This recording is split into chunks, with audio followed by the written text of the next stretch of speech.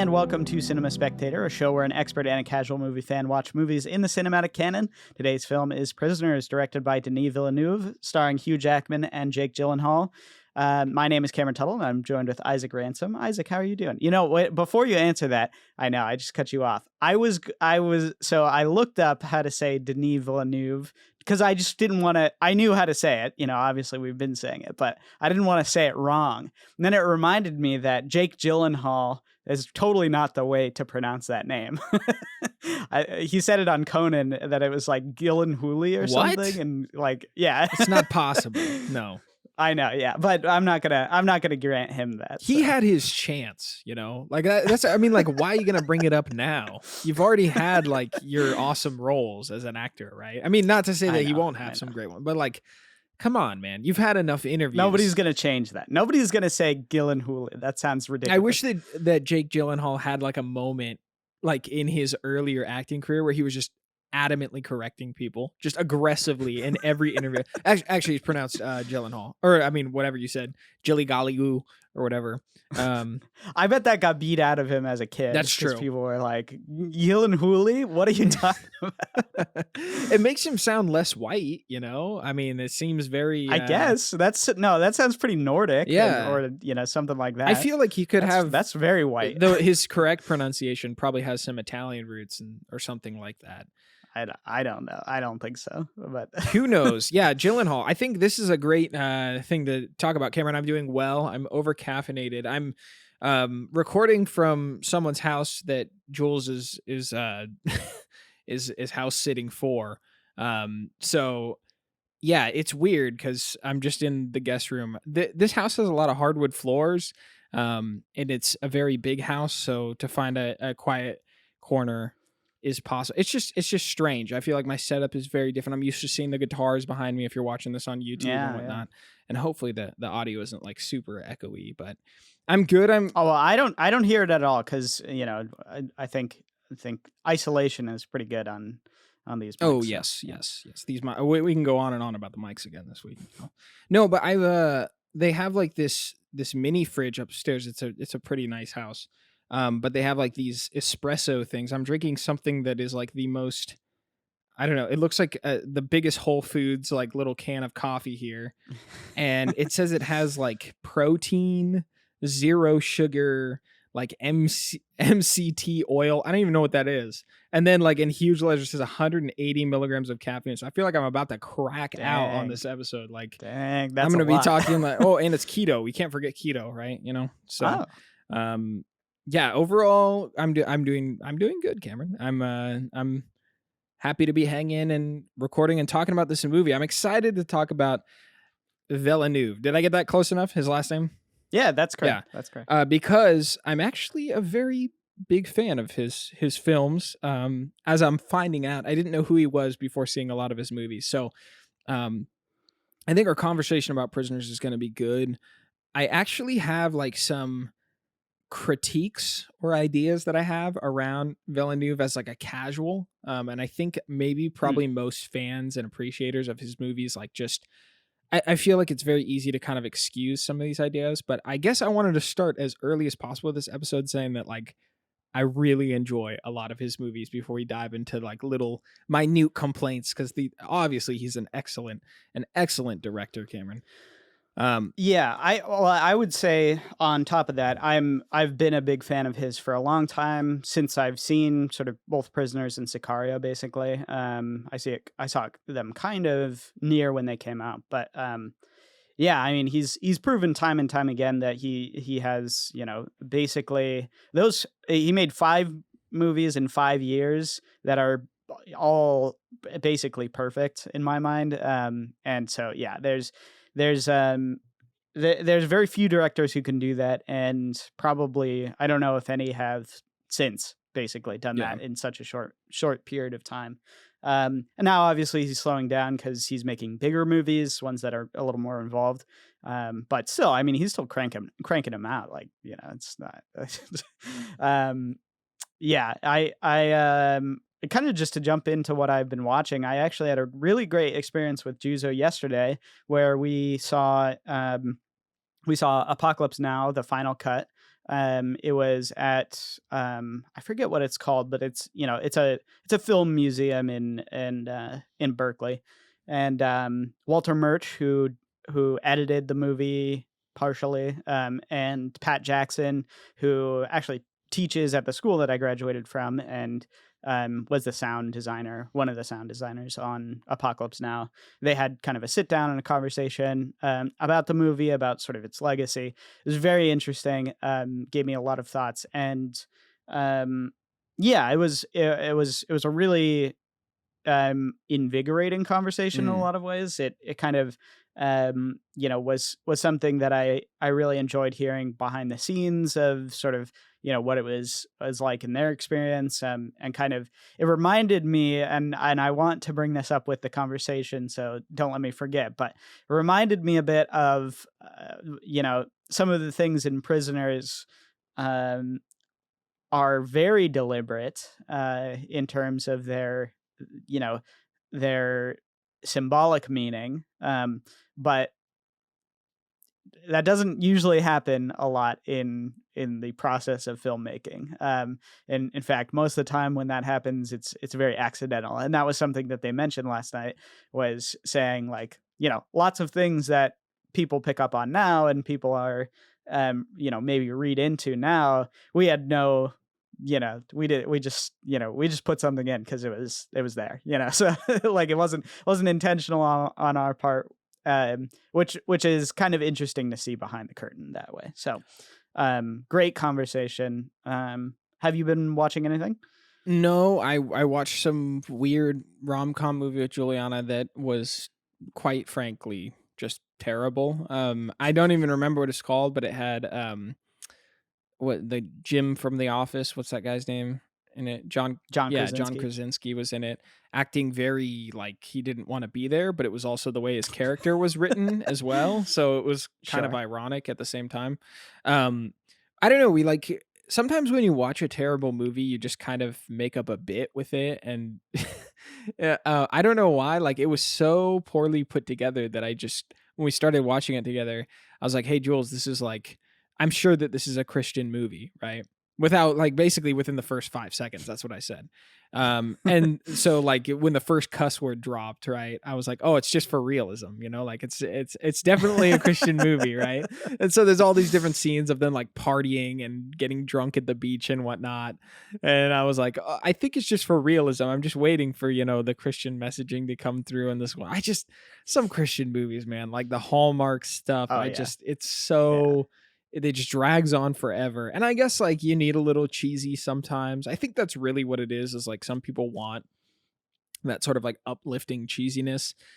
I just Who? Who are these I don't people? know, my parents, like I Yeah, I guess so. I guess so. Probably, yeah. My mom or yeah, something. Yeah, there's sure. definitely Yeah. people out there. And I like I kind of respect a little bit of it. I don't think that it's like it doesn't make you as much of like a film critic. Just being like a casual, I think recently my parents have been listening to some of my recommendations, which has been super interesting to hear their takes on some of the movies. So I really liked First Man, which we watched last week, and I recommended it to my dad, who loves sci-fi movies. And my parents both kind of walked away with it being like, that was a very sad movie. Like they were like, that was like It is. Yeah. extremely depressing.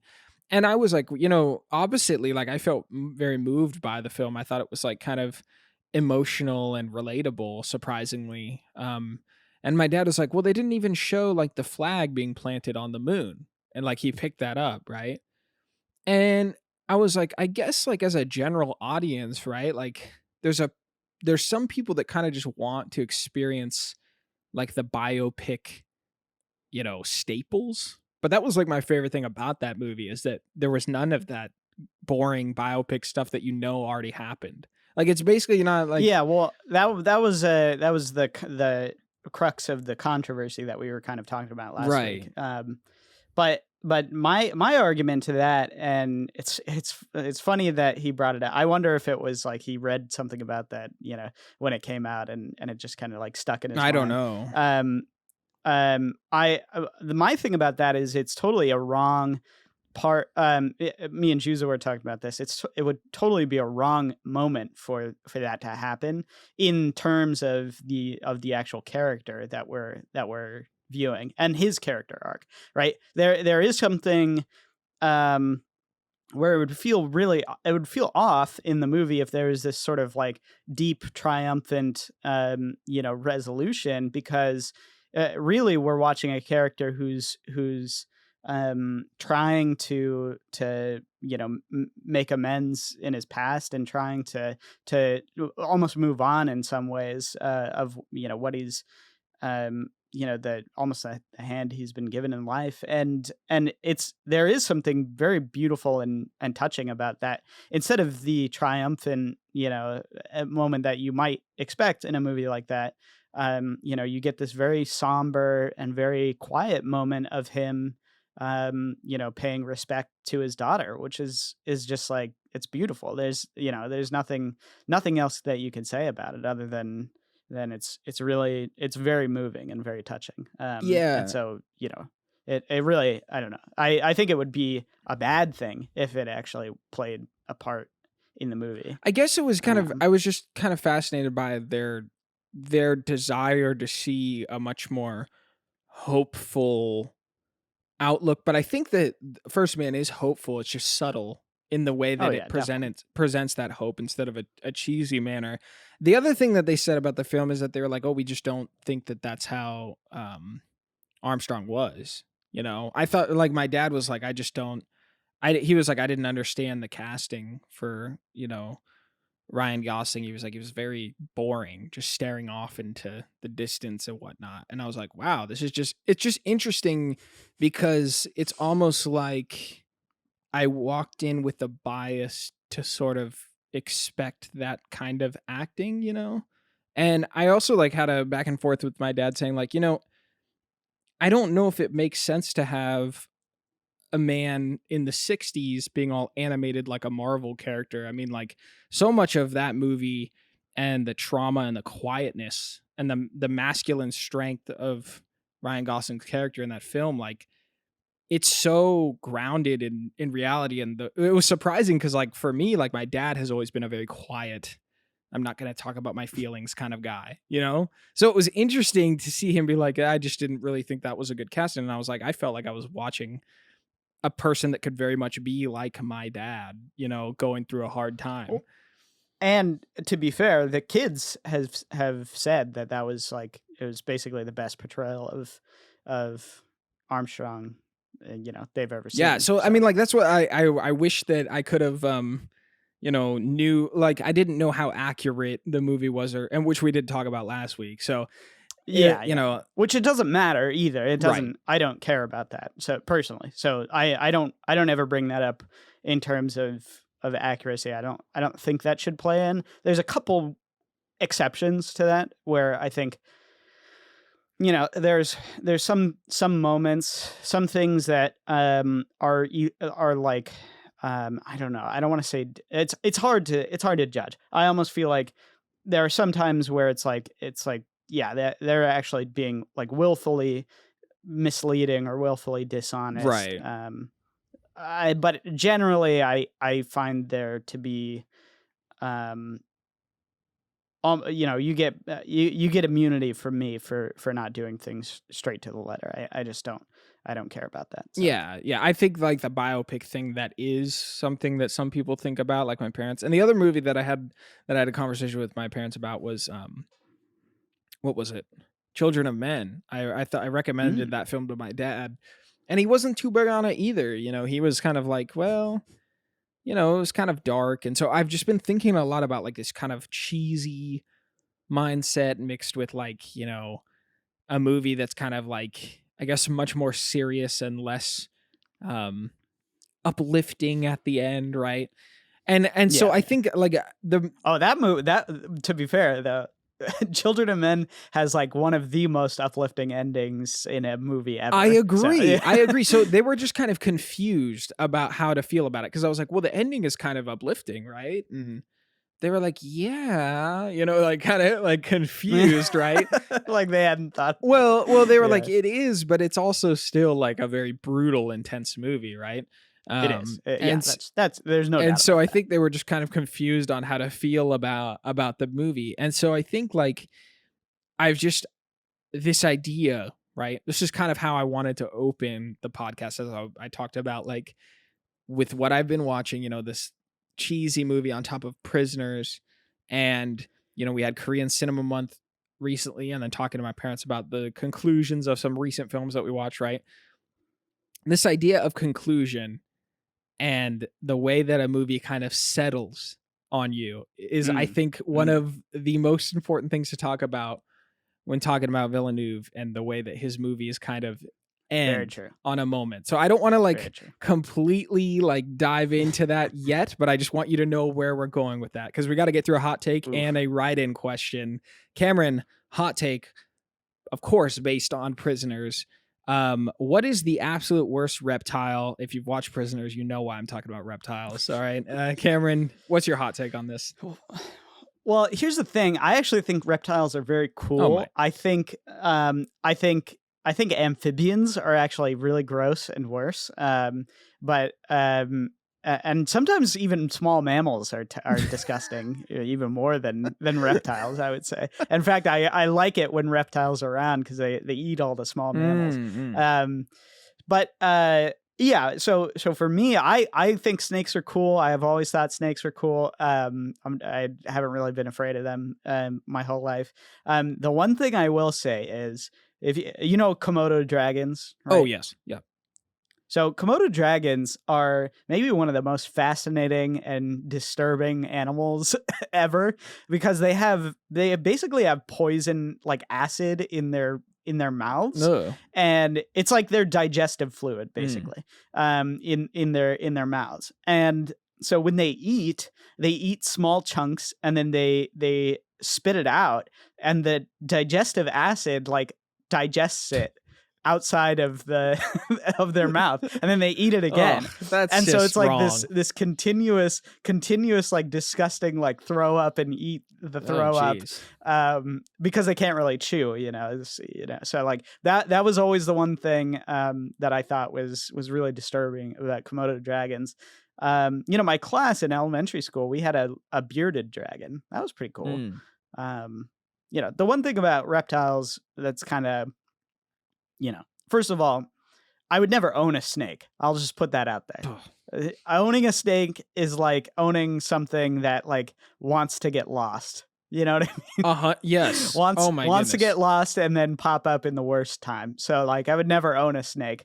But I do think they're pretty cool. They're neat animals. They've evolved in such a way that has makes them like very, I don't know, very interesting and unique to me. They lay eggs, and then like there's different kinds where like they swallow things whole, or they like squeeze them, or they like are venomous. I just think they're awesome. So I just this movie triggered me. So I mean, Cameron, I texted you. I absolutely hate snakes. Like I just don't. I actually didn't know that. I didn't know that you have a deep hatred. I have snakes. a deep hatred of snakes. This is the thing about it. Like most creatures that can hiss, all right? Most creatures that can hiss, I'm usually like kind of at odds with. Like when a cat hisses at me, I almost have a reflex to like send that cat across the room, because I'm not about that. It's very scary. Recently, Juliana's cat hissed at me, and I was very taken back. I was like, Joey, I thought you loved me. Now all of a sudden, he never hisses at anyone too. I was really annoying him. So I guess it made sense there. But there's something about a snake that is like an airplane to me. All right. How is a metal snakes on a plane? No. This is what I'm saying.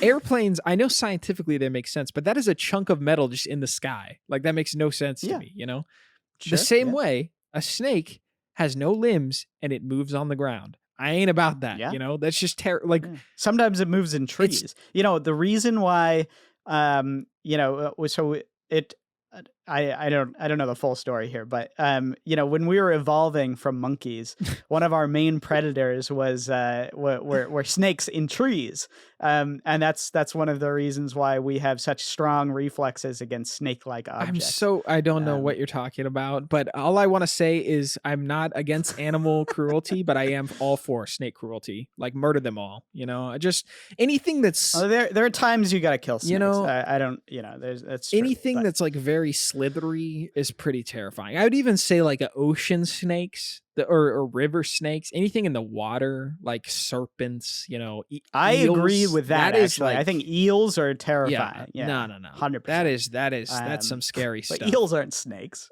Eels are fish. Eels are snakes. They're snake fish, dude. I think fish are scarier than reptiles most of the time. I would agree. I mean, anything in the ocean is pretty terrifying to me. But I Yeah, would say that I a agree. snake reminds me of a land fish. So I'm not about that, this movie had snakes in it. If you have snake warning, I just wanted to get that out of the way. Snake warning. And I guess I should also preface, we haven't really got to talking about this movie. I'm clearly eager to talk about it because I'm kind of jumping into it. I just have to say that the movie we're going to talk about is not just a snake warning, but like an absolutely mature warning. Like this movie is very 1,000%. Yes, this movie is very intense and very dark is probably the best way of putting it. So, it not only does it up the level with being dark and mature, but it has snakes. So it's like double indemnity or whatever, right? Whatever that film we watched is. So it's true. And, one of the things was obviously it's taking on some major themes in terms of like what it's actually dealing with. And it was one of these movies that, because of certain topics that it talks about, it was, originally given an NC-17 rating and had to kind of calm some things down a little bit. And it's a very rare case where, it's the violence that's something that, that gives it that rating. yeah. So, definitely be warned on that. And I would say, in actual violence terms, you don't really see a ton. Uh, but it deals with very, very disturbing topics, and so I would say caution, just be careful. Well, if going into this movie you're like, I kind of don't really want to I don't want to be depressed all day, maybe just wait for Or it. if if you're trying to watch a movie with your girlfriend, which kind of leads us into which is the question. Yeah, go ahead, Garen. Yeah, JD pulls and asked, what's a good movie to watch with your girlfriend? I have a weird answer because I have many weird answers because I watch a lot with my girlfriend. I watched this movie with my girlfriend. I'm gonna say yeah. not Prisoners, but maybe Prisoners. She loved this movie, so it depends on your girlfriend. That's my answer. I feel like this movie is probably a hit or miss if you're gonna do like a girlfriend movie, because I think if you're into like sort of the true crime, like dark serial killer thriller stuff, like this movie is that, but it ups the ante with like children, which is terrifying, like that. It just makes it way more intense. And so like I could see my girlfriend liking this film until she realized like that it is focusing on like children in some sort of like crime against children, right? And that's where it's really gut twisting, right? It is. Yeah. My answer for this question, a movie to watch with your girlfriend. Man, I had a great time watching Baby Driver with Jules. I know that's a very weird movie choice, but there's something very it's like fun for everyone. There's the romance, there's the action, there's the comedy, there's like, I don't know, I feel like that movie's got like a lot of good energy, and my mind just jumped to Edgar Wright because I think there's something about Edgar Wright movies that are very fun. I guess maybe if you're a quirkier couple, you might lean towards Scott Pilgrim more. That's probably a better choice, but I'd say for just like a Hollywood blockbuster choice, You can't go wrong with that. I'm actually more curious, Cameron, if you have a recommendation for a rom-com, because the rom-com that came to my mind in terms of like something that kind of drew me in as a male watcher, which Juliana showed me, is this movie called It's About Time, I think. I don't know if this movie is critically famous, but it sure does have like a lot of heart. It's like this romantic comedy about this, I think he's like a British ginger guy, like Ed Sheeran knockoff, who really like loves this girl, and they like go to this family house, and like he basically discovers he has the ability to go back in time whenever he wants. So it's like the movie is like, the concept is basically like he's going to try to nail every line to make this girl fall in love with him. And it's a really fun concept, you know, like he says something wrong in the kitchen within like 5 minutes, and then he's like, oh, I'm just gonna go back in the closet and restart this scene, you know. And so like I just think, as far as like, I guess if you're going for a romantic movie, It's About Time, I think it's a kind of an underground choice. Like I was surprised by it as a dude watching it. Well, it kind of reminded me. I mean, I don't know this movie, but your description kind of reminded me of Palm Springs. Yes, I think that's a great choice. Yeah, I like that movie a lot. And then Groundhog Day, obviously. I would say, you know, if you kind of want a more serious romantic movie, that's not like a serious romantic movie, that's kind of, you know, interesting and higher concept, I guess. I love Eternal Sunshine of a Spotless Mind. I think it's like maybe, you know, one of the most brilliant movies of the, you know, the past 20 years or whatever. So I think that's such a good, everybody will love it, first of all. And I think I would say actually it's a good movie to show to well, maybe not. Maybe that's not true. I was gonna say to like a newer girlfriend or someone you're just dating. I don't know if that's true, but it's one that I think is really beautifully made and well done, and it has that sense of being like being romantic without being cheesy or being you know, dumb or bad. I honestly really romantic comedies is like a complete blind spot for me personally. We should do a month, Cam. I feel like maybe February coming up. I think, you know. Yeah, maybe, yeah, that might be fun. Yeah, I'd be interested because, you know, other than screwball comedies, right? Romantic comedies, I kind of have almost no experience with. So, well, I will say, you know, just a couple other recommendations. This one is for if you guys are around Cameron and I's age. We're like in, you know, I'm about to hit 25. For some reason, girls around our age, they regard the Twilight trilogy as like their Spider-Man trilogy. I don't know what it is, but those, like, I've actually heard this from multiple guys where they're like, yeah, my girlfriend or, you know, my current wife, like, sometimes we'll just watch Twilight and just make fun of it. So if you're looking for a movie like that, I feel like if you're like, hey, I'm down to watch Twilight, I know it might pain you to say that, but you don't, maybe I might be helping you out. You know, there might be something special about that, right? I don't know if you can bring it up first, because that might just be weird. You might be surprised, you know. Have you ever seen those those are so weird, you know? Like, do you want to watch? They're terrible. You know, like if you're looking to like watch something but not really watch, you know what I'm saying? Yeah. So that's a good, I feel like that's a good one to jump to. I had another one that Jules and I have enjoyed was, if you're looking for like a horror movie that's more fun, I brought this up before, but that movie Happy Death Day is like really fun. I don't know what it is about these Groundhog Day, like back in time repeating things, but those movies are usually a good time. Yeah, so true. JD, I hope that helps you on your quest with you know, your invisible girlfriend or whatever. This is this is Cinema Spectator. You can support us at patreon.com/ECFS Productions. Throw a couple dollars your way, get an exclusive episode or a commentary track each month. Also have your ability to have the questions read on the show, just like JD did, just like Tim had it last week, just like Jizzo had it last week. If you don't have a few dollars, it's all good. Rating, telling friends and family, all that stuff helps the show grow. It's about time, Cameron. That's not the movie we're talking about. It's about time to get into Prisoners. That's the movie we are talking about, Prisoners. So no more shilling. It's time to talk about this movie. I want to know, is this Villeneuve's first movie or what? I'm no, confused. it's not. No. Yeah. So kind of. I really kind of snuck him into this month. He doesn't really fit the theme at all, but it's mainly just because I wanted to talk about him.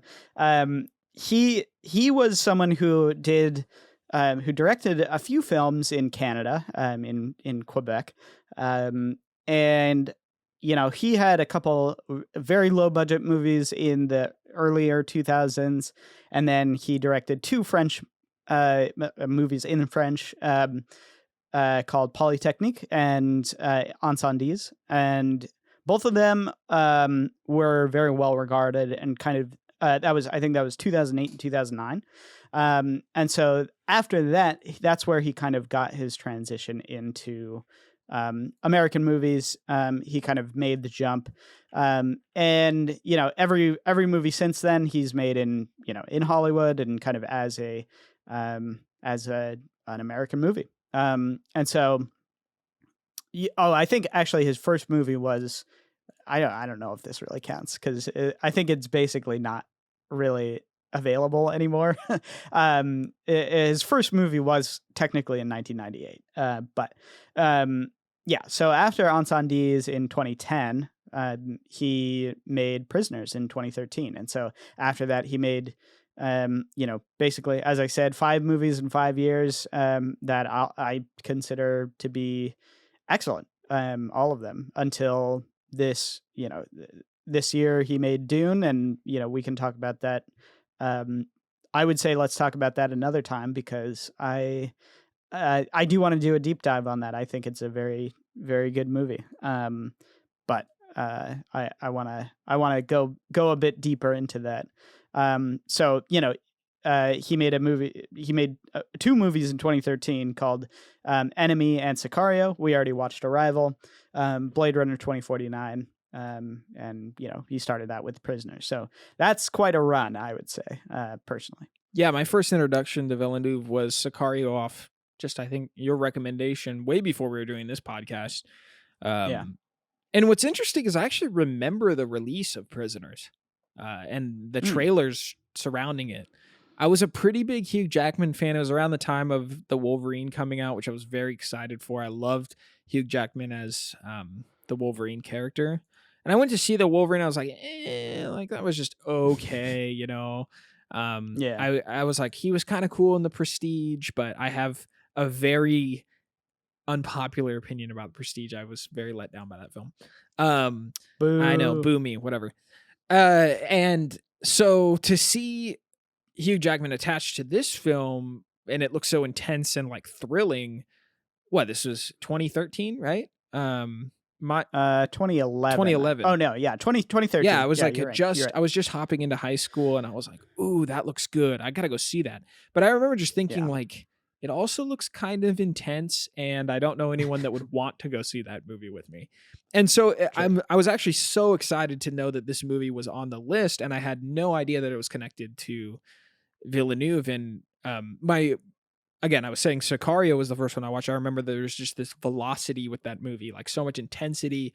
It's almost one of those films that you watch and you're like, there's a lot going on. I don't really know why I'm into it. I don't know why there are certain characters that pull like a presence with them. Specifically I forget, like the assassin guy in that movie. Benicio del Toro. Just his character. Unbelievable in that. Like he just so good. He's fantastic. He like captures you in a way. Like I got to be honest, I don't remember anything about Sicario and the plot, and I just remember it being like this thrill ride that after when the credits rolled, I was like, I could finally exhale. I was like, oh, right, yeah. Oh my goodness, 100%. I don't even know what went on there, right?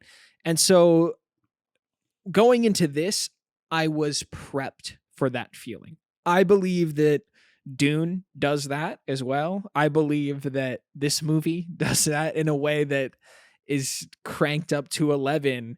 It's like, I think that there's so much to love about the way that Villeneuve starts with this slow weaving and then really just begins to sort of like, it's like the engine slowly booting up and it just doesn't slow down till a moment where like the movie ends and you're like, oh, like, whoa, I don't even know like what to take from that. And so I think I'm not foreign to this experience. If you have not watched a Villeneuve or a Villeneuve movie before, um, it could be shocking. And also, I would say Oh yeah. if you've seen Arrival, also Arrival is very different for him. Like I think that movie is very different compared to his other movies. It's strange. Like I could definitely see like somebody, stepping in with Blade Runner or um a movie like Arrival and then going to see Dune and sort of being confused or just not quite um prepared. These movies are just very different. Like when Tim went and saw Dune, one of our executive producers, Tim texted me and was like, man, I just sat back, I had no idea what was happening, but I just took it all in. And I was like, I Mhm. kind of feel like sometimes him as a director, he has that ability to just kind of face value something that is pretty complex, and that's Yeah, yeah. I think that's pretty difficult to do as a director. I will say that trying to approach his movies with like kind of just taking it in at face value, I believe you'll miss out on a lot of things because he wants you to lean in. He wants you to chew on a lot of stuff there. Um, but that sort of experience of the engine booting up, it's almost like you can't breathe at a certain point, and then the movie ends and that's like its level of like the release of tension. It can leave an audience member either like enthralled, like just amped up, like that's the movie, or like just very confused. And I think I'm just speaking as like a casual with Prisoners. I felt both things at the same time with its ending, Right. where I was like, not only was that awesome, but I have no idea why I'm somewhat unsatisfied in the last moments. Um, and I don't know if it. I think those last moments are like insane and like some of the best filmmaking I've ever seen. But I'll just put it out there. Those last moments are like the like thrillers in the same way that horror movies can sometimes be unfulfilling when they conclude. And I think this movie totally is such a brilliant way to make that happen. Um, yeah, I mean, for me, one of the things that I'll say in terms of just the general pace of this movie is one, I think it's I would say very breakneck in terms of everything that's being revealed to you. Um, and then at the same time, it's very straightforward. And a lot of his movies since this actually have been pretty either complex in terms of their construction or their, characters, a kind of an ensemble cast or something like that, where it's not something that maybe you'll necessarily wrap your head around the first time. I think, or even Arrival is something where you're like, you get it more on the second viewing, in a way. And this movie is very straightforward thriller, in the way that like a thriller novel might be. Yeah. It's very straightforward storytelling in that way. And what I love about it is, it's almost like an Agatha Christie novel in some ways, but just like a demented Agatha Christie novel. But what I love about it is it's so he pulls you in so well that he knows he can toy with you. He knows that he can set up these red herrings and you'll believe him. And even if he does it over and over again. And it's awesome. And watching it, I don't know, I guess this must be my third time watching it. Even now, I was bought in to his loose threads. I was bought into those moments where you think it's going to be something, but it ends up being something else. Um, there are moments in this movie. You've seen Gone Girl, right? Yes. Yes.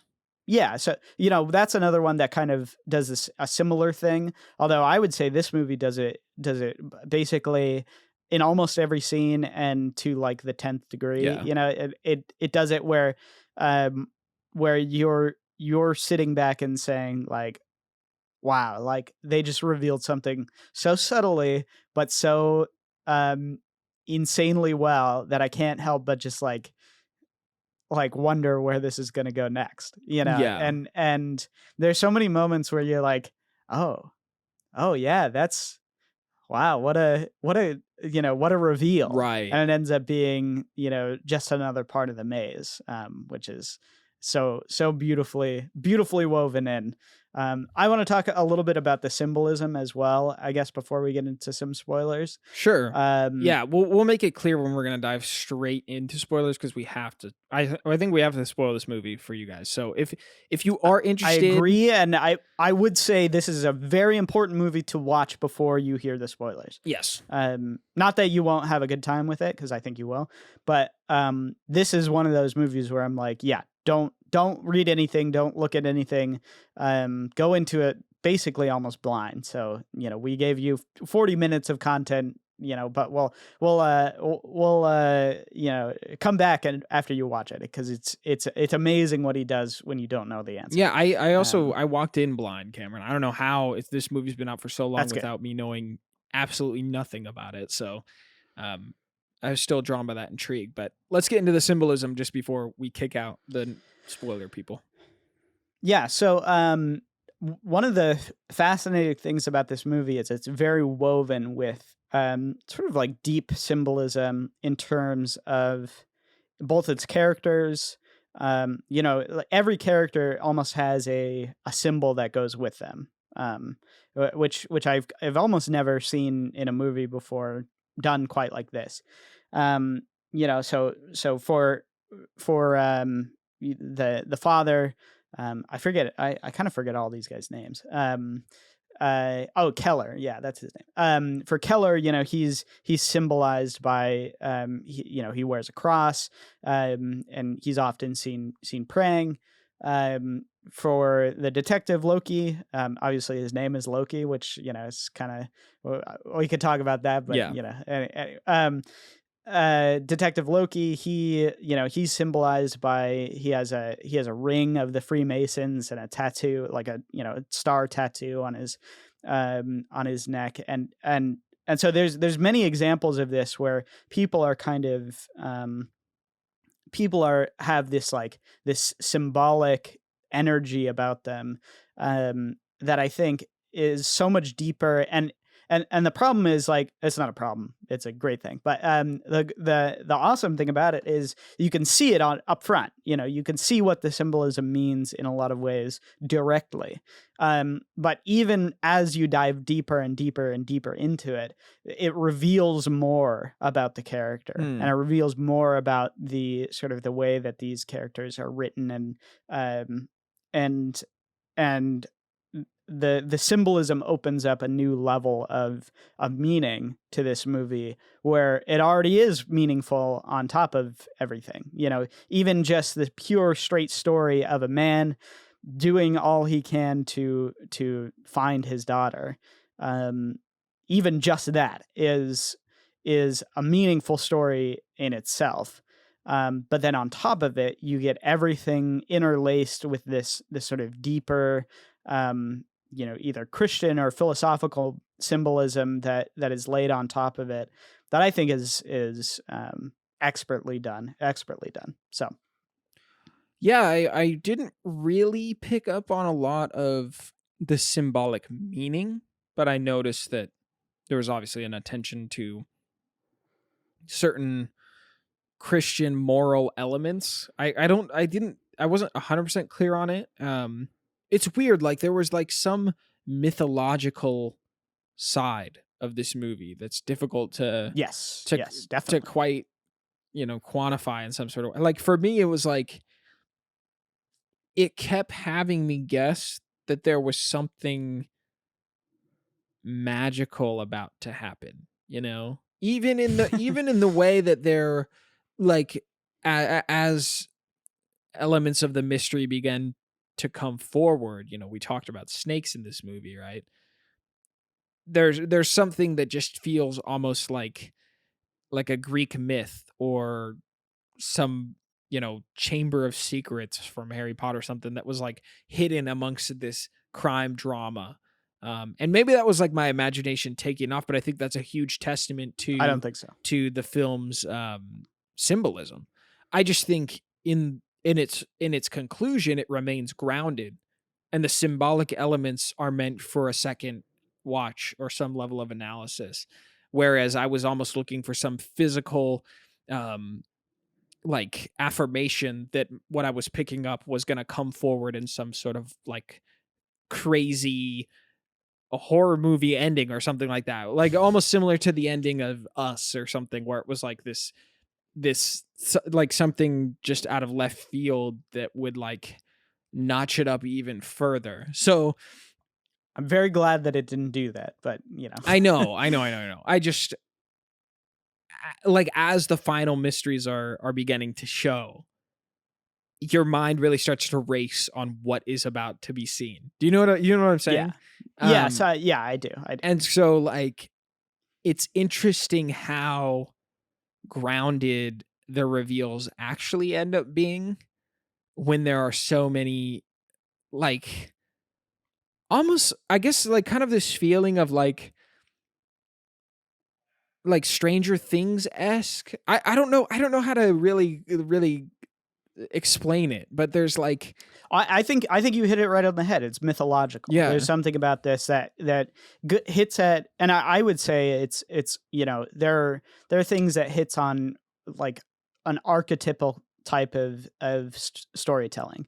That's very based in in like finding meaning out of base elements, essentially. I think with that, trees are deep, are an extreme symbol in this movie that I don't know if you picked up on viewing it for the first time, but he spends a lot of time focusing on trees in this movie. And the trees are a symbol in it, are very deep historical symbol in not just in basically every mythology. Trees symbolize both life and sort of the deepness of roots, the sort of expansion towards the sky, towards heaven. They symbolize a certain amount of renewal and death, the cycle of the trees. The inside of that map, or the maze, is basically like the inside of a tree, the sort of the rings inside of a tree. There's so much like deep symbolic.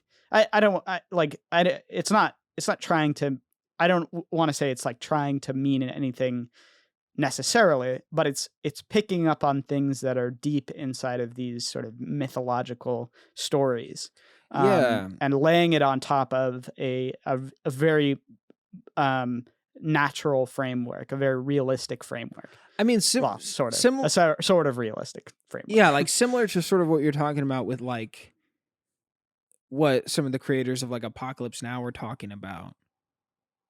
I don't know how intentionally thought out some of these things are, just as a casual, because it seems very heady, almost like a stretch to me. And I know that a lot of film people are like, no, of course, like, but I almost feel like my appreciation for the symbolism is more in the active placement of something to be analyzed, whether or not it's fully fledged out, right? And that like speaks to it coming all together, to like you noticing Jake Gyllenhaal having like tattoos on his finger, and you're like, that's kind of odd. Like, I'm not entirely sure why. Like, he has these weird symbols on his body, right? And he carries like, there's this presence about his character in the movie that is mysterious, but also like very stoic, and I don't know, like he's interesting. Like all of the characters have interesting elements to them, but yeah, well, we should talk about that too. We should talk about characters as well. So sure. Do you want to go into that before spoilers or after? I think we're really teetering. I mean, like that's how I'm like, I feel guilty. So I'm gonna say like if this movie sounds like something you want to explore, it's 100% for you. It's a mystery. It's deep, deeper than most things. It's kind of action packed and like a thrill ride all the way through. Not kind of. It is actually action packed and a thrill ride all the way through. Yeah. It's it's dark, but kind of hopeful in its some of its Yeah, ideas. I guess I don't know. I don't know. Like this is my biggest fear with recommending this film is actually its content, and it's like, I mean, you're listening to this, you're an adult, right? It's a very dark film. I'm just Yes, gonna like yes. it is a very serious, dark, mature movie, and if you are able to stomach that, you're gonna be in for something special. And that's why it's like for me, Yeah, it's like I want to give it a rating of for everyone with that little asterisk where it's like you need to yeah, I understand agree. that this movie was almost rated NC-17. And it's not you're totally right. Like it's not even that there's like absolute It's not grotesque, yeah, graphic. like there's Yeah, no beheadings or anything like that, right? no, Um no. it's almost the implication of violence or the bits of violence that they do show is just so like moving, and it's hard. Well, affecting, Yes, yeah. affecting. Yeah, It's so hard to like kind of stomach it at moments, but it is I wouldn't say that it is like it's not the kind of like graphic um brutality that I always reference like what's that movie? Eraserhead like really disturbed me. I don't think that this movie it's is not very graphic. I know, but like for me, like that movie was Oh, right. Yeah, is you're saying similar to this, I right, right, guess. right. Like to me, that movie's like the symbol of what it was representing was so disgusting that I like was sick to my stomach watching the movie. Right. I will say that to me, like Prisoners for some reason it did not make me sick to my stomach. It was more like there is this moral weight with the violence in the movie, right? Yeah, There's a yeah. seriousness about it. Um Very, yeah. and so this is not a happy Friday movie to sit back and watch, right? No. But I will say that like if you're ready for something like this, which we're I guess still amongst pandemic, right? Maybe you're not ready for something like it, but if you are willing to dive into it, I think like it's it's absolutely fantastic. I want to dive a little bit deeper into it. Cameron, any thoughts on the rating? I agree with you 100%. I would also say it's like a thrill ride all the way through. So like don't think of this movie as like it's going to be a chore to Yeah, The watch. I don't Road. think it What is. is it? I haven't seen The Road, Yeah, but yeah. So it's not like dark and depressing and like a slog, yeah, that's which, true. can be tough. This is like depressing and like it's like monstrous in ways, but it's a thrill ride and it makes you feel it. Like you said, you're on the edge of your seat. You can't breathe at moments. Yes, It's awesome. I this is what I'll say. Like for Eraserheads, the way that movie like was disturbing pushed me away from the film. Like I felt like Mhm. disengaged with it, whereas this Right, right. movie engages you in the moments of disturbance, where it's like it pulls you in more. And so like Yeah, that alone is like wow, like it's just um there were so many moments in watching this film where I was like almost like a ho ho like chuckle, like that verbal sound, right? Where I'm like I just I can't even. I don't even know, like I need to see like what happens in this next scene, right? Um yeah, yeah, yeah. actually, like I know this is strange, but it reminds me a little bit of the first time I watched The Dark Knight a little bit. I don't know. I'm not entirely Mm, sure why, but interesting. there's something about like the Joker's character and the mystery in that movie where it makes you kind of say like that ho ho with like the interrogations and whatnot.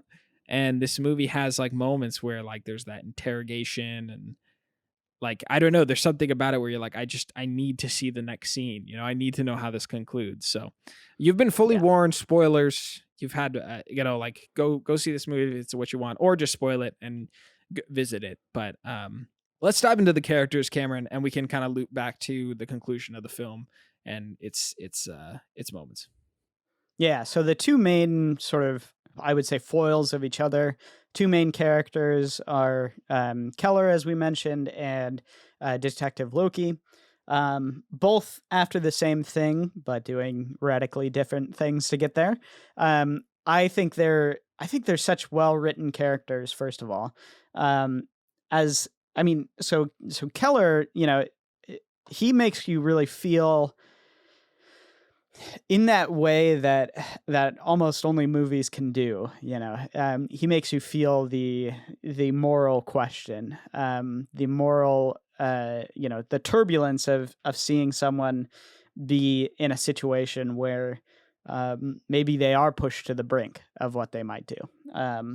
And you find out, obviously, certain things along the way, but what I found so fascinating watching it this time was seeing how, I've always thought that character progression of him becoming sort of starting as the strong, effective, father, and almost not even just strong, but also a very loving father, in the opening scenes.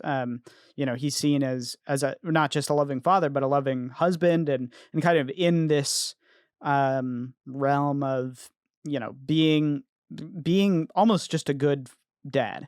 And he's faced with this challenge of what does it mean now that my daughter is has been taken from me? What does being a good dad mean to me now? And how am I able to make this right? Something that's basically, not in my control anymore. How am I able to fix this? And he's pushed basically to the brink of what you might do. And obviously his actions are deeply condemned by the movie, and I think even by himself at a certain point. um but he's a character that I found even more complex and more interesting watching it this time around. Because I always thought his turn from being the good father to the torturous, the almost like animal, that he turns midway through the movie. Um, I found that, in the first couple watches, it's almost just a fall from grace in some ways. But looking at it now, I don't know that it is necessarily a fall from grace. It sort of is. He's fallen in a pit by the end, um, but it's also, I I think it's also a talk about sort of the like moral justification in a lot of ways, and what you might do, um, when you're put in that position. And I kind of thought that this watching it this time, I don't know if it's um, all that judgmental of him necessarily. I think it's putting you in the position. Yeah. Um, it's putting the audience in that role and saying like, well, yeah, what would you do? How would you make it right? The supporting parents and their reaction to Keller's actions, I think, really notch up that commentary in the movie. I think it's super grounded and like much more compelling. The parents of the other girl who goes missing, right? Like, um, they have like this kind of like moral conflict that is in the gray as well, right? Mhm. They're like I loved the fact that like the wife is introduced to what Keller's doing, right?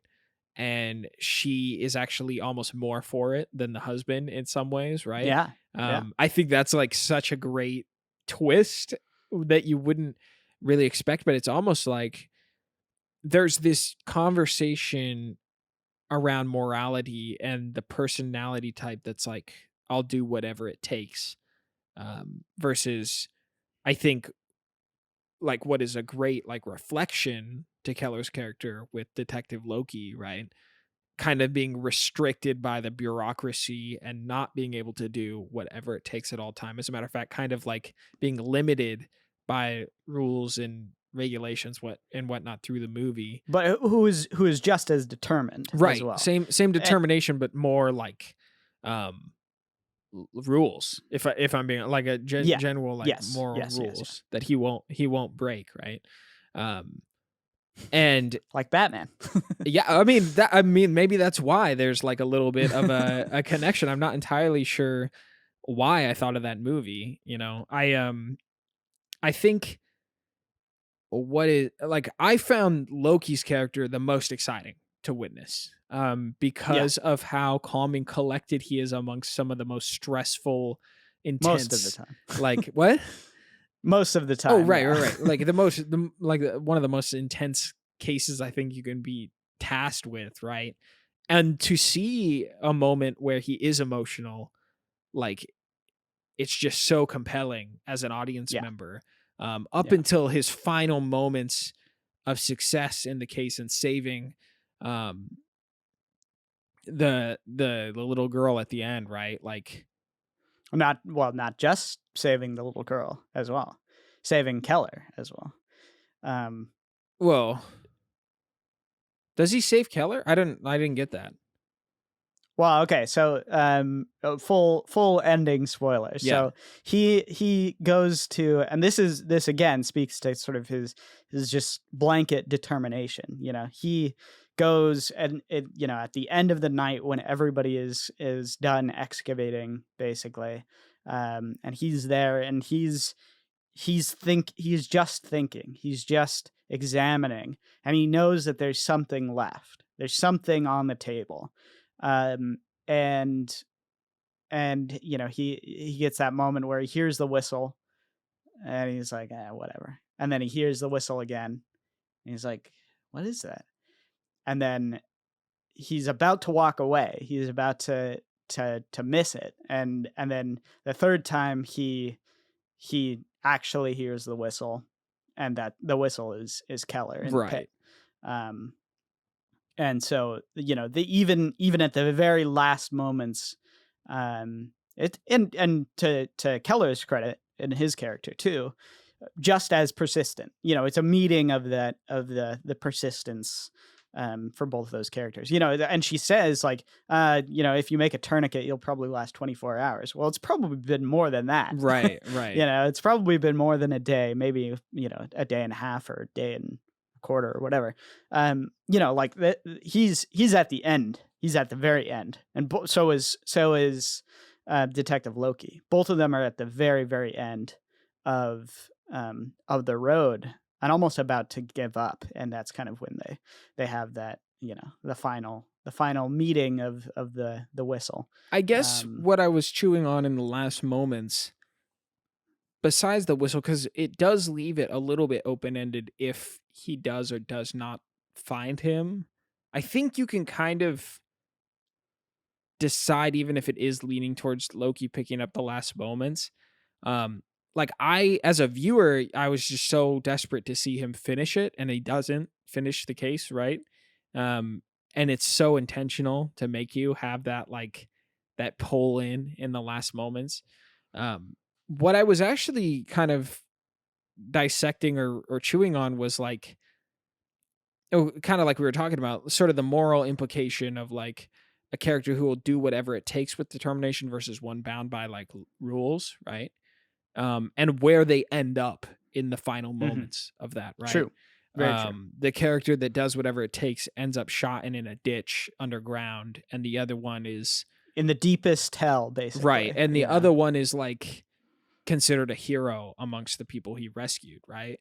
Yeah. And like sort of like the split in the result versus the same goal and almost genuinely like the same level of determination. The only factor is that like one is completely emotional and will, like with Keller, like he's kind of unhinged pretty early on in the film. I found Keller I found Keller to be sort of obnoxious because of his level of emotion like I didn't like him very much. Well, I mean, Like, and it's it's yeah. understandable, but there was something more like, um, there was just something more awesome about Detective Loki. You're just so like, there's so many moments, like from the moment where like he goes into the house with the snakes and he's like talking to that guy at his door and he like pins him on the ground. Like I felt like I was like punching the air. I was like, yeah, get him, like you're just like, you're totally all about like his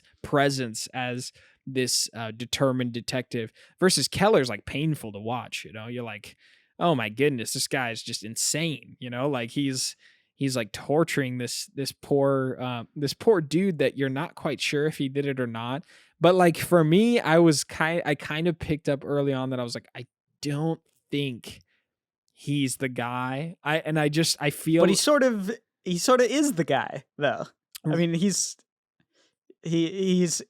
kind of right. He's only mildly right, but right. he knows there's something involved. Yeah. But I'm not saying that he should have done what he did, but Yeah. he picks up on something and he can't let it go, right? Yeah.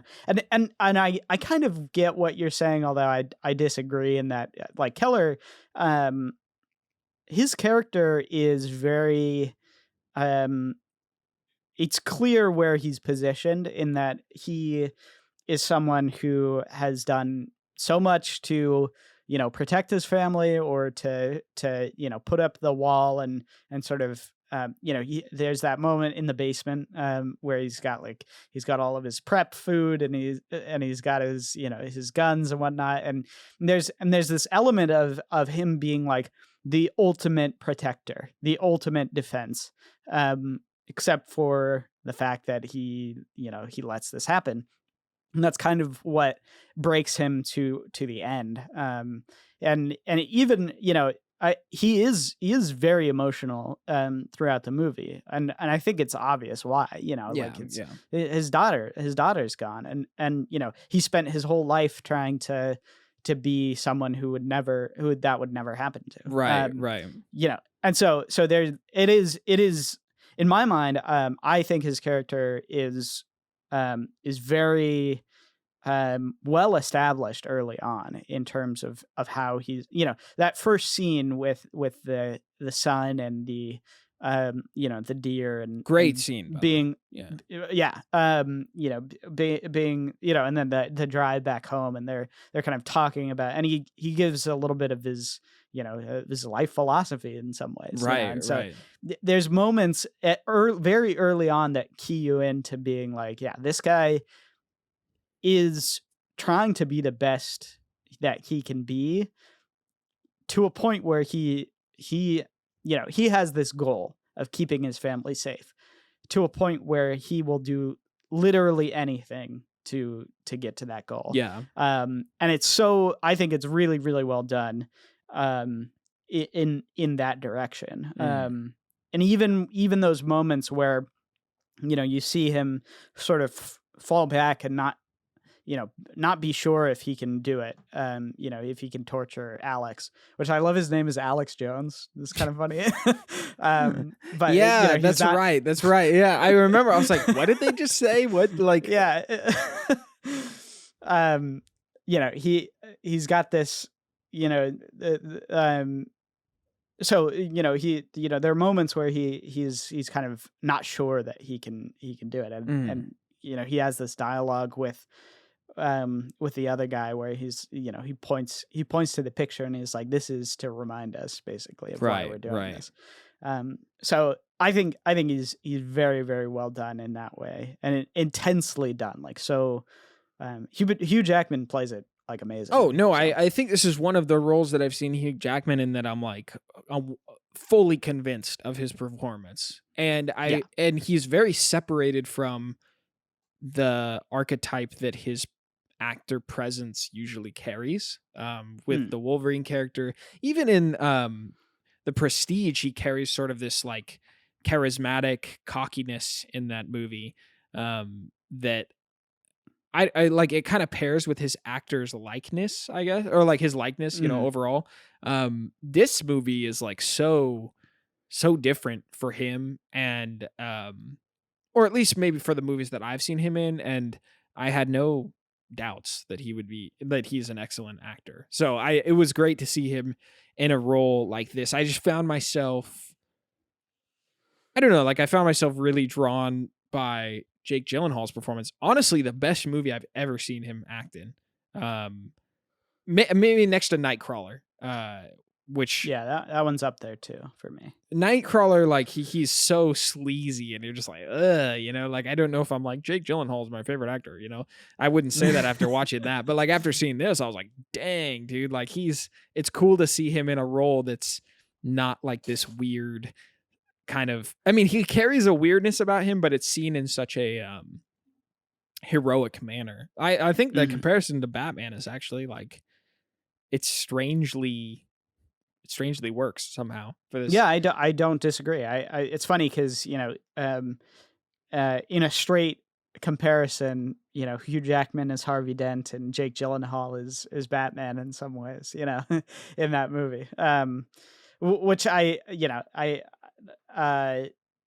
it's not necessarily one for one, but it kind of is. He's Mm. Hugh Jackman is the one who's willing to bend the rules and willing to sort of do what it takes, and yeah. Well, let's talk about sort of the maybe three red herrings. There might be more, maybe a couple red herrings along the way, because I think those are really important moments in the film. Um, so first you get this Alex character who's very um, uh, he's portrayed as someone who has, they say he's got the mental ability of a 10-year-old. He's kind of this guy who's very, you're not sure about him from the get-go. And to the movie's credit as well, he does say what Hugh Jackman hears him say. Right, right. It's like him hearing something or it not actually being there. It's he says it. He says it full Yeah. well. He says, uh, uh, what is it?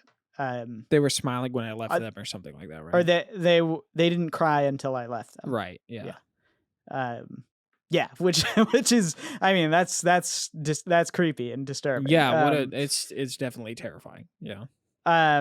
So for Hugh Jackman to kind of go off the wall from there, I kind of don't. I see where he's coming from in terms of if he thinks that it's actually Alex. Um, and then we get to well, yeah, do you want to say anything about Alex as a character, kind of as sort of the the bigger red herring in the throughout the movie? I think his earliest moments portray sort of a mystery about what's going on in his head because his Mhm. actions are so strange while they are mixed with this glazed over kind of look, right? Um as he's introduced in the car, he has that glazed look, and then he does something very extreme by crashing the van into the forest. Um, to then being very scared when he's grabbed into custody, to the creepy moment outside of the police station with Hugh Jackman, right? Like he's always sort of this possible um like piece on the chessboard. Like you're kind of like, yeah, like he's you never quite know, like you never quite True. know if he's completely attached to it. Um and so like as he's like defined at the end towards the end of the movie, right? Like as you figure out who he is, finding out that he was the missing boy from the start, right? Isn't that what it was? Yes. Yeah. Um Well, he was the missing boy that Jake Gyllenhaal goes to interview his mom at right, one right, point. right. And there's a very good scene where she she has this moment where it's like he's just gone. One day he was here and now he's not. Yeah. He didn't get taken. He didn't get anything. He just is gone. I'm a Yeah. little confused about why he survived and the other kids didn't, you know? Oh, okay. All right. We could go into that. So, um, the uh, the point of the mazes, um, is, there's that book that says, finish all the mazes and you can go free. Um, and so he apparently finished all the mazes, and so did the next character that we're going to talk about, Mm, who, basically is obsessed with mazes. right. And my interpretation of sort of that whole situation is, I think the obviously it's a cocktail of like LSD or whatever else. um I think that there's something going on with, these kids get taken and they're sort of like put through this mental trial that like breaks them to a point, basically. Yeah. And so Alex, he essentially is, stuck, suspended in this state of, of pure childhood. His mental development has stopped at 10 years old, probably when he was taken. And then the other character, the other red herring, is obsessed with these mazes, obsessed with, with his own abduction, and tries to perfectly recreate those things. He buries dummies in his backyard, and and he has children's clothes that he covers in pig's blood and stuff. So he's like obsessed with the um with his own mental state. So I think the implication is that it's something, these mazes or whatever they are on drugs, for, as a kid, it's something where you're taken through such a mental stress that it breaks you in the end. Then there's no way to get out, really. And there's a timing, and obviously she's injecting them with snake venom as well, so that's Right. that's So I but didn't quite pick up on that because for me it was like I I didn't understand why Alex Jones was alive. And I also thought that the other character, like the red herring, the guy with the creepy clothes and everything, I thought that he was like on to it. Like he was like trying to solve a riddle that nobody else could or something like that. well, Um they said that he was abducted when he was a kid, right. So he was as almost well. like laying clues for them to find, but like he's too messed up to be able to like explain it. Or so. It's like there were some moments towards the end of the movie where I was very very confused and I had to go back and rewind it. Actually, there's a moment where Jake Gyllenhaal pulls up to the old beat up apartment where Alex is being held in the thing, and it cuts to black with Hugh Jackman showing up at the grandma's house, and I was like, what just happened? Like I was genuinely confused because I was like, what? Like I thought that I missed a scene. Like I hit the trigger on the controller and it skipped a moment. It was really Well, remember, so that's an intercut, obviously, but it's between this, before that scene, before when Jake Gyllenhaal goes to the old house. He runs out of the hospital after the other girl, who gets freed or runs away, I guess, says that he was there, right? So that in both of their minds, they come to two different conclusions, right? Jake Gyllenhaal comes to the conclusion that he's got something holed up in the old house, and it was him the whole time, all along. right. Which is great. That's a great moment of revelation. You see Jake Gyllenhaal. He's running after them, and then he's like, "I know where you're going," and it's the old house. And then it cuts, and he didn't go there. Hugh Jackman didn't go there, obviously, because that's not where they are. Right. He realized that the last place that he was, where he would have been during the when she got out, would have been that old grandma's house. Right. So So he put it together. yeah, I got that. Like I get okay, Hugh Jackman is one step ahead of Detective Loki, right?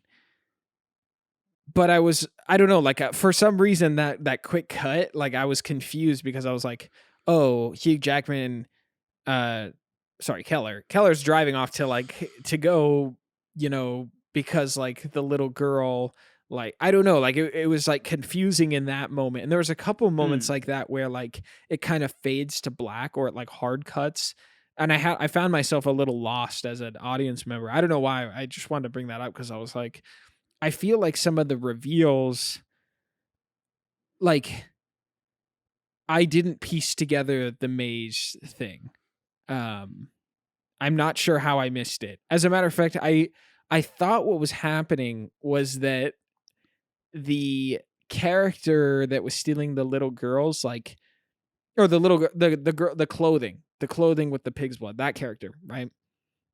When you first see him at like the little vigil thing, like you're like, okay, he has a connection, and then you find out that he's like kind of reenacting or replaying or laying the foundations of the crime that's taking place somewhere else, right? I thought that he was trying to like tell Detective Loki about some kind of maze that exists, right? Like then, like this is where like my imagination started like going off in a direction that the movie wasn't going, but I was just like, are they gonna find a maze underneath that house? Where's the maze? Like I was just hooked on like the Pan's Labyrinth sort of like symbolism, right? With the snakes are there, and I'm like, oh my goodness, like what's like what do I mean, his name is Detective Loki, right? His name is Detective Loki. There's labyrinths, there's snakes, like something is up here, right? And then it's so grounded in its ending that I was like, maybe I think I missed something. That's basically how I felt, and I did. So I don't know if that's like a mark against the film, but I still enjoyed a lot of it. I don't like I just Yeah, well, by the end, there's so many different things happening at the same time. So it's a little. I can understand why it might be tough. The one thing, and he's very. I like it. I think this yeah is a good way to do this, but he's very scant with explaining things, and he really does most of it visually. yeah So it is kind of that thing where like if you miss one detail, there's other things that you might miss along the way. Um, so um, the detail with the mazes, that's in the flashback revelation of the kid, the second girl who appears again, and it's you see the bottle that Hugh Jackman has to drink eventually. yes yeah You see the maze book that says finish all the mazes and you can go free. So it is it's a very quick reveal in that way, but then it fits together with what you heard from the other character, the vigil character, who they found this book in the attic about mazes, and and he's got all these mazes all around, and basically it says like this last maze there's no way to solve or whatever. So anyway, so it's kind of and interesting the, because I thought, I don't know why the detail with the drunken priest and the guy that he kills, which is also a great little side moment, oh, right? amazing scene. It was just kind of scary, actually. Yes. It's awesome. Yeah, that scene was terrifying. Like I don't know what it was, but like it also just goes to show the fact that he's scared too. Yes, is one yes. of those. Like but it also shows like how brave like Detective Loki is in that moment. I'm just like, dude, what are you doing jumping down in that pit? I'm like, I was just I know, imagining with like no backup. the door's gonna shut behind you. For some reason I thought that the guy, like I noticed he had the maze like pendulum or like pendant thing on him, right? And I was like, I don't know if this was ever said, but I was like, if that's like the man child killer, right? The partner in this, right? Which I, for some reason, I had linked early on that he was connected to however these kids were disappearing. I thought that Alex was his son and continuing his work or something like that. That was like my early guess for it. But for some reason, I thought that maze, like little pendulant thing, was going to come into play for escaping the hole that Hugh Jackman was in, or was there some underground maze? Like that was like the map that was important because you keep seeing that symbol. And I was just completely lost. And I think this is what sort of leads me to like one of my only critiques with Villeneuve films that I notice is that like you're 100% right. The movies are very quick, despite maybe. I mean, like I feel like I would know some people that would watch Dune and be like, "Oh, it's kind of slow because they're staring," but it's like you're already behind. You know, like if you're Yeah, not yeah, yeah. like if you're not like taking it in aggressively, you've already lost understanding it, right? Yeah, Um, that's very true. and Yeah. so with this movie, I A found fire hose of information in a lot of exactly ways. like it is kind of the same way where I missed a couple things, and I even tried to rewind to take them in, but it wasn't enough, you know.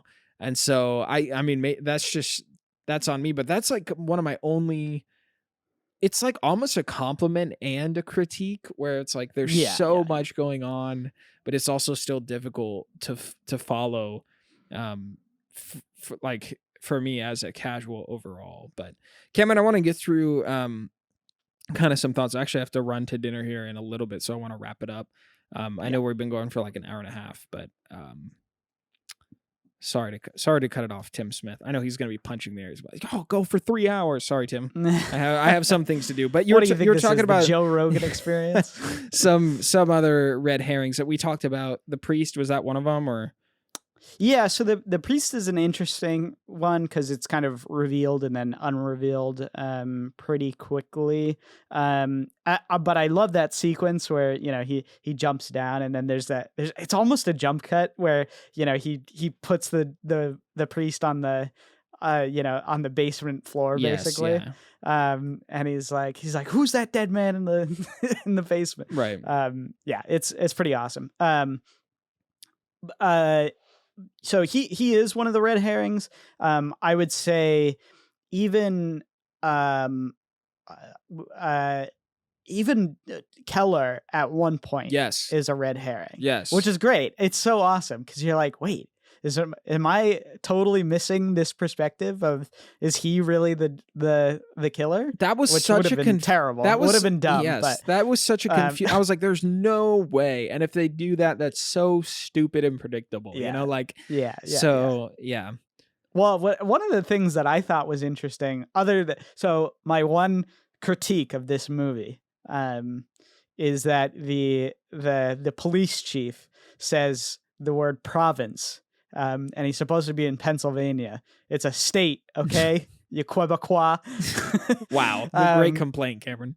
I know. Anyways, but one of I kind of derailed myself, I guess. I don't really remember. Well, some of the going. some of the closing motivations of what I don't know what her name is, but the old grandma auntie lady that loves killing children, right? Like there's so much there's like a lot of deep religious critique or something like I found it really interesting like because Cameron and I both come from Christian faith, right? And I worked for a church at one point, right? And I still go to church, right? And I found like the motivation to almost be a completely separate conversation and something that is clearly dramatized, but like this idea of like being burned by the church and almost overreact, like almost like a counter responding in such an aggressive way. I was like, this is such a deep motivation that can be dissected in a small way, but it's obviously taken to the extreme in this movie, and right? It's great because she says, I think the line about she's waging a war against God, I think that's a little cheesy, but it works because it's set up earlier with the priest, Yeah. Anyways, but I really like the conversation that she has afterwards about how what's the best way to to dissuade people from their faith, basically having the worst traumatic thing happen to them, which is losing a child essentially. Yeah. And so she's playing this game of trying to get people to trying to get more people, creating more monsters essentially is what she says. It's interesting, because Keller's character is constantly praying through the film. It's very unsettling when he's doing such terrible things. And kind of to go along like the mythological symbolism, right? Like he almost has like this crusader presence, right? Where his Yeah. horrible Yeah. actions are driven with some strange, you know, like heavenly forgiveness, or like, oh, this is like Well, my duty, like it's like, well, what? I would say his prayers. It's interesting because they could have done the route of like, this is, I'm, righteously doing that. I Right. don't think that's really what it It's was. guilt. I There's think it was, guilt. Yeah. yes, yes. There's a deep amount of guilt, and I think throughout this movie, I think it's pretty clear that it's a coming from at the very least, the pro good side, I guess. I Yeah. don't know. Like obviously the child abductors are considered to be like devilish. Right. They're the representation of evil. Um, I don't know. It's necessarily an endorsement of religion, essentially, but Yeah.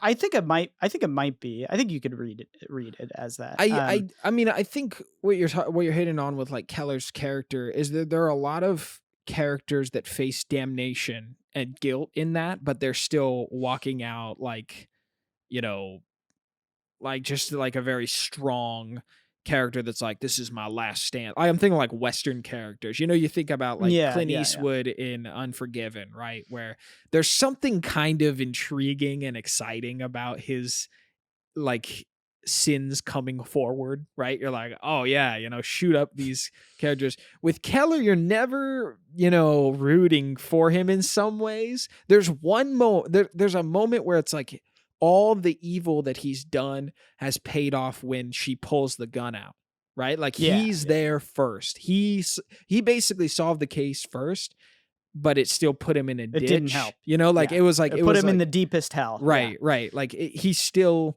suffered a level of damnation, and he's still, when taking that gunshot, like he's standing firm, being like, I chose what I chose. Like I'm still Mhm. here first, but it's like, for what? You're not the one that Yeah. saved your Yeah, yeah. daughter, right? Like, Yeah. I think that's like a really interesting, there's just so much to chew on. Again, like this director is clearly prolific. And he's just like, I still can't get over the fact that I keep wanting to watch Dune. Like it's like hit that Mm. that sci-fi like adventurous thing that I don't know, like I can see all of his work and the things that I like about Villeneuve's work, and my excitement to talk about Dune and sort of like to kind of conclude our conversation with this film is that like it's in a theme and a setting and like a nerdiness that like I'm already pre-drawn to. I'm not super drawn to like thrilling crime dramas. It's just like that's a preference thing. I absolutely enjoy Yeah, this yeah. film. To see Villeneuve tackle like the sci-fi epic and bring all of his skill and excellence to that, I'm just like, man, if I was into like crime thrillers, I'd be watching Prisoners over and over again. He's Yeah, just yeah. doing that for a different genre that I'm just like, let's Right. go. Like I'm so about this. So I'm excited to see what other genres he touches and the movies he makes going forward. We got to wrap up this episode, Cameron, because I have to go. But closing thoughts, anything about this? Yeah, well, I mean, just about Villeneuve, I think you hit it on the head. He's doing this for big blockbuster epics. I almost want him to do like another smaller action movie again. I think that would be awesome. Of course, it's hard to go back once you've done something this, on that scale. Yeah, But I don't know this.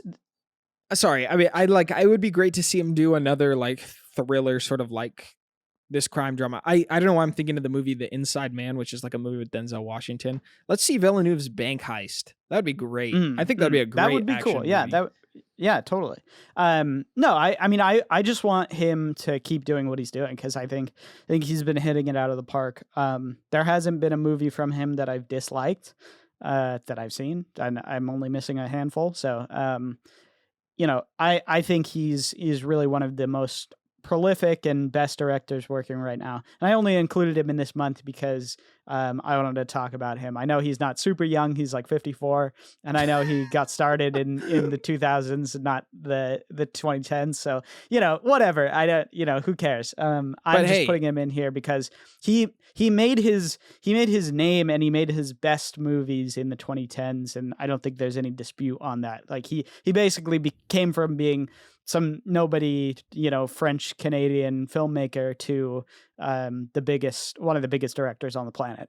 So in 5 years or less. Yeah, and he also you said 5 movies in 5 years. Like I think going from the 2010s even into the 2020s, he's got more up his sleeve to give. Totally. Right. And so I think he does fit in maybe